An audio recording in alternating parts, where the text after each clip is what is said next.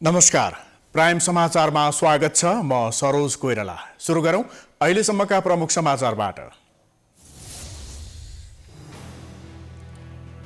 बहुमतीय सरकार गठनका लागि राष्ट्रपति भण्डारीले दिएको समय सीमा आज सकिँदै कांग्रेस सभापति देउवालाई गठबन्धन बनाउनै सकस।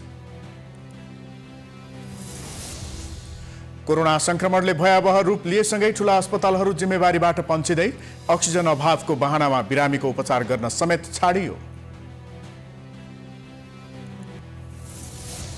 इजरायल र प्यालेस्टाइन बीचको तनाव ठूलो युद्धमा परिणत हुने खतरा। दुवै मुलुकलाई संयम हुन संयुक्त राष्ट्रसङ्घको आग्रह।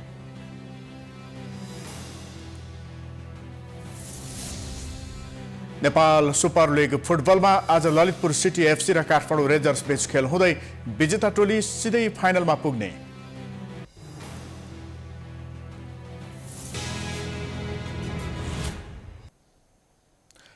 अब समाचार विस्तारमा। राष्ट्रपति विद्यादेवी भण्डारीले नयाँ सरकार गठनका लागि दलहरूलाई दिएको समय आज सकिँदैछ। प्रधानमन्त्री केपी शर्मा ओलीले प्रतिनिधि सभाबाट सोमबार विश्वासको मत गुमाएपछि राष्ट्रपति भण्डारीले संविधानको धारा 76(2) अनुसार सरकार गठनका लागि समय दिनुभएको थियो। नयाँ सरकार बनाउन प्रमुख प्रतिपक्षी नेपाली कांग्रेस, माओवादी केन्द्र र जनता समाजवादी पार्टी जसपा मिलेर राष्ट्रपति कहाँ बिहिबार दाबी गर्ने सम्भावना छ। तर जसपाभित्र 3 पार्टीको गठबन्धन सरकार बनाउनेमा मतभेद छ। अध्यक्ष महन्त ठाकुर र वरिष्ठ नेता राजेन्द्र महतोले राष्ट्रपति भण्डारीलाई भेटेर आफ्नो पार्टी वैकल्पिक सरकारको पक्षमा नरहेको जानकारी गराउनु भएको छ। यस्तो अवस्थामा कांग्रेस, माओवादी र जसपाको एउटा समूह बहुमतको सरकार बनाउने प्रस्ताव लिएर शीतल निवास गयो भने राष्ट्रपति भण्डारीले के गर्नुहोला भन्ने चासो पनि छ। तर देउवालाई प्रधानमन्त्री बनाउनका लागि नेकपा एमालेकै खनाल नेपाल समूहले साथ दिने बताइएको छ। यो समूहका 20 जना सांसदले राजीनामा दिएर देउवालाई प्रधानमन्त्री बन्न बाटो खोलिदिने विषयमा छलफल भइरहेको छ। यद्यपि प्रधानमन्त्री केपी ओलीलाई हटाउन सामूहिक राजीनामा दिने विषयमा माधव नेपाल पक्षका नेताहरू बीच नै मतभेद देखिएको छ। नेपालमा थप 9,305 जनामा कोरोना पुष्टि भएको छ। देशभर गरिएको 20,662 जनाको पीसीआर परीक्षणमा 9,238 जनामा संक्रमण पुष्टि भएको स्वास्थ्य तथा जनसङ्ख्या मन्त्रालयले जनाएको छ। मन्त्रालयका प्रवक्ता डाक्टर जागेश्वर गौतमले 424 जनाको एन्टिजेन परीक्षण गरिएकोमा 67 जनामा पोजिटिभ पाइएको बताउनुभयो। यो सँगै नेपालमा कोरोना भाइरसका कुल संक्रमितको संख्या 4,22,349 पुगेको छ। त्यस्तै थप 168 जना संक्रमितको मृत्यु भएको छ। नेपालमा हालसम्म 4,225 जनाको कोरोनाका कारण मृत्यु भएको छ। त्यस्तै देशभर थप 4,444 जना व्यक्ति निको भएको प्रवक्ता गौतमले जानकारी दिनुभयो। आज काठमाडौँ उपत्यकाभित्र भक्तपुरमा 226, ललितपुरमा 448 र काठमाडौँमा 3,250 गरी जम्मा 3,924 संक्रमण पुष्टि भएको छ। देशभरिमा 517 जना क्वारेन्टिनमा रहनुभएको छ। आज संक्रमणका कारण 168 जनाको दुःखद निधन हुन पुगेको छ। गत 24 घण्टामा कोभिड-19 संक्रमण मुक्त भई 4,444 जना डिस्चार्ज हुनुभएको छ। हालसम्मको कोभिड-19 संक्रमणबाट मुक्त हुने दर 74.9% छ। हाल 1,01,634 सक्रिय संक्रमित आइसोलेसन र 517 जना क्वारेन्टिनमा छन्। मन्त्रालयका प्रवक्ता डाक्टर गौतमका अनुसार हाल 1,241 समेत सघन उपचार कक्ष आइसियुमा रहेका छन्, जसमध्ये 285 जनालाई भेन्टिलेटरमा राखिएको उहाँले बताउनुभयो।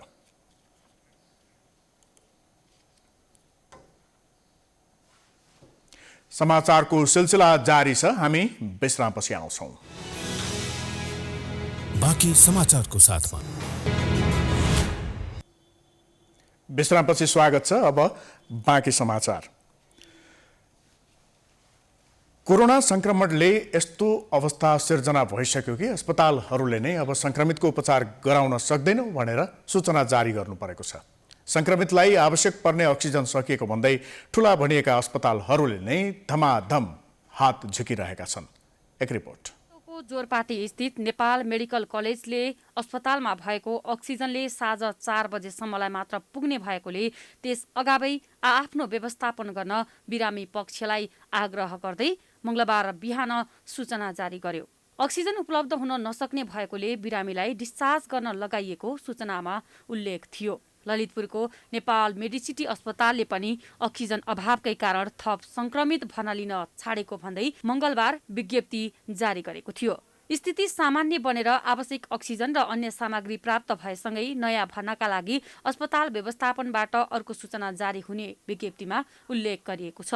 बुधबार धापासी स्थित ग्रान्डी अस्पतालले बिरामी भर्ना गराउन नसक्ने घोषणा गरेको छ। सरकारले दैनिक 100 सिलिन्डर अक्सिजन दिने गरेको जानकारी दिँदै अस्पतालले यसै कारण थप बिरामी भर्ना लिन नसक्ने बताएको हो। त्यस्तै काठमाडौँको स्वयम्भूको मनमोहन मेमोरियल अस्पतालले पनि बुधबार नै नयाँ बिरामी भर्ना गर्न बन्द गरेको छ। विज्ञप्ति निकालेर अस्पतालले अक्सिजनको मौजदात केही घण्टाका लागि मात्रै रहेको भन्दै नयाँ बिरामी भर्ना नलिने बताएको हो। बुधबार नै काठमाडौँको धापासी स्थित ग्रिन सिटी अस्पतालले अक्सिजन अभावमा कोभिड-19 का नयाँ बिरामी भर्ना गर्न नसक्ने घोषणा गरेको छ। अस्पतालले बुधबार एक विज्ञप्ति जारी गर्दै अक्सिजन आपूर्तिमा समस्या भएको भन्दै अस्पतालले नयाँ भर्ना गर्न नसक्ने र उपचाररत बिरामीलाई समेत जुनसुकै बेला स्थानान्तरण गर्नुपर्ने अवस्था रहेको जनाएको हो। ओम अस्पताल, मेडिकेयर, हेल्पिङ ह्यान्ड, भारत मैत्री र दीर्घायु लगायतका अस्पतालले पनि अक्सिजन नभएकै कारण बिरामी लिने अवस्था नरहेको भन्दै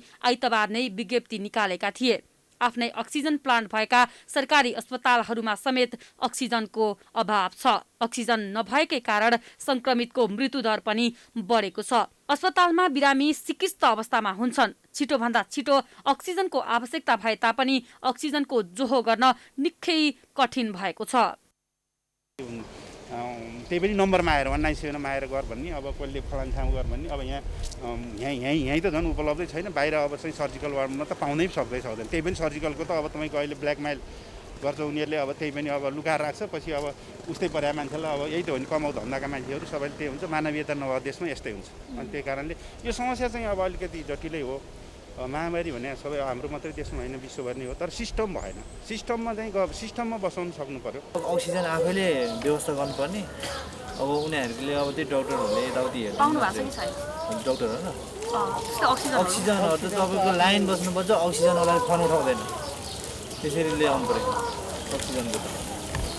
स्वास्थ्य तथा जनसङ्ख्या मन्त्रालयका सहप्रवक्ता डाक्टर समीर कुमार अधिकारीले अहिले माग अनुसार उत्पादन कम भएकै कारण अक्सिजनको हाहाकार मचिएको बताउनु भएको छ। उहाँले अहिले उपत्यकाका 30 वटा अस्पतालमा आफ्नै अक्सिजन प्लान्ट भए तापनि उत्पादन कम र माग बढी भएको उहाँले बताउनुभयो। अक्सिजनको अभाव हुन नदिनका लागि आफूहरू विभिन्न उपायको खोजीमा रहेको उहाँले बताउनुभयो। ती सबै अस्पतालहरूमा पूर्ण क्षमतामा सञ्चालन गर्न थप अक्सिजनहरूको व्यवस्थापन गर्ने गरी काठमाडौँ उपत्यकाभित्र भर्न नसकिएका सिलिन्डरहरूलाई अरू ठाउँमा रहेका सिलिन्डर भर्ने ठाउँहरूमा लगेर भरेर ल्याउने व्यवस्थापन गरेका छौँ भने सिलिन्डरभन्दा बाहेक अक्सिजन कन्सन्ट्रेटरहरूका कारणले अक्सिजन धेरै दिन सक्ने खालका व्यवस्थाहरू र अरू प्रविधिहरू लिक्विड अक्सिजनहरू पनि ल्याउने गरी कामहरू अगाडि बढाइएको छ। तर हाम्रो माग नै धेरै भएको हुनाले हामीले आपूर्तिमा ठुलै रूपमा बाह्य रूपमा हामीले त्यसको लागि समन्वय गर्नुपर्ने, त्यसको आपूर्ति व्यवस्थापन गर्नुपर्ने स्वास्थ्य मन्त्रालयले त्यसको काम पनि सुरु गरिसकेको छ। सरकारले कोरोना संक्रमितको अवस्था बेहाल बन्दा समेत थप संरचना निर्माणमा ध्यान दिएको छैन। सहिया र आवश्यक पूर्वाधारको व्यवस्था गर्छौं भने तापनि उक्त विषय भाषणमा मात्रै सीमित छ। संक्रमण रोग नियन्त्रणमा सरकारले ध्यान केन्द्रित गर्न आवश्यक छ। समाचारको सिलसिला जारी छ। हामी विश्रामपछि आउँछौँ। इजरायल र प्यालेस्टाइन बीचको तनाव ठूलो युद्धमा परिणत हुने खतरा उत्पन्न भएको छ। गाजापट्टीमा लगातार गोलाबारी र रकेट हमला हुन थालेपछि दुवै मुलुकबीच युद्ध भड्किने स्थिति आएको हो। संयुक्त राष्ट्र संघले स्थितिलाई सहज राख्न दुवै मुलुकलाई संयम हुन आग्रह गरेको छ। इजरायलका अनुसार प्यालेस्टाइनले पछिल्लो 38 घण्टामा प्यालेस्टाइन चरमपन्थीले 1000 भन्दा बढी रकेट आक्रमण गरेको छ।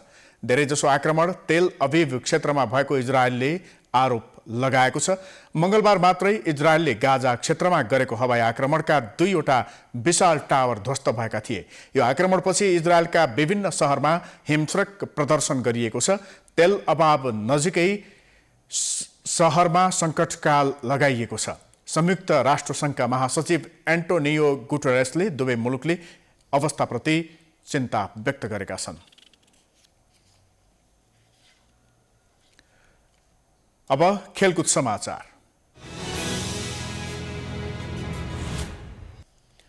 नेपाल सुपर लिग NSL को र स्पेनिस ला लिगामा शीर्ष स्थानको एथलेटिको मड्रिडद्वारा रियल सोसिडाड 2-1 गोल अन्तरले पराजित। हुएस्का, सेल्टा विगो र सेभिल्ला पनि आफ्नो खेलमा विजयी। समाचार अहिलेलाई सकियो। हेर्दै गर्नुहोला प्राइम टाइम्स टेलिभिजन। नमस्कार।